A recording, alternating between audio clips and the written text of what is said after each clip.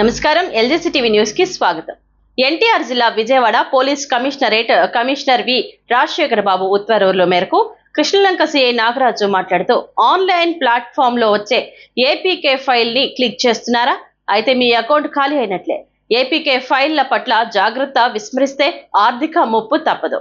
ఈ file click చేస్తే మీకు ఫ్రీగా డబ్బు వస్తుందని వచ్చే మెసేజ్లను నమ్మవద్దు. ఇలా మీకు వాట్సాప్ లో వచ్చిన సందేశాల ద్వారా ఏపీకే ఫైల్ డౌన్లోడ్ చేశారా? అయితే మీ మొబైల్ ఫోన్ సైబర్ నేరగాళ్ల ఆధీనంలోకి వెళ్లిపోయినట్లే.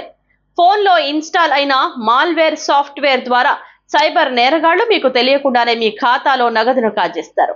గుర్తుంచుకోండి, ఇలా వచ్చిన సందేశాలలో లింకులను క్లిక్ చేసి ఏపీకే ఫైళ్లను డౌన్లోడ్ చేయకండి. మీ భద్రత మరియు శ్రేయస్సు చాలా ముఖ్యమైనది. అవసరమైనప్పుడు సహాయం కోసం సంకోచించకండి. సైబర్ నేరాల పట్ల అవగాహన కలిగి ఉండండి.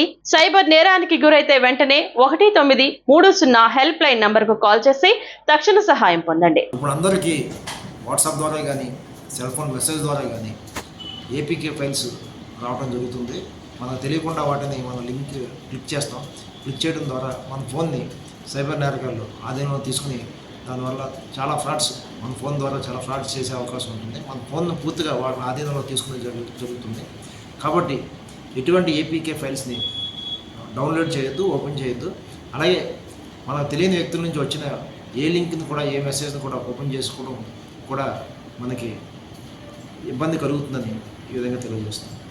ఏపీకే ఫైల్స్ ఓపెన్ చేయడం వల్ల సైబర్ నేరగాళ్ళు మన సెల్ ఫోన్ని వారి ఆధీనంలో తీసుకుని మన బ్యాంక్ అకౌంట్లు కానీ ఇతర వాటిని కూడా మన ఫోన్ని వాడుకుని మన డబ్బును కూడా బ్యాంకులో ఉన్న నగదును కూడా కాజేసే అవకాశం ఉంది.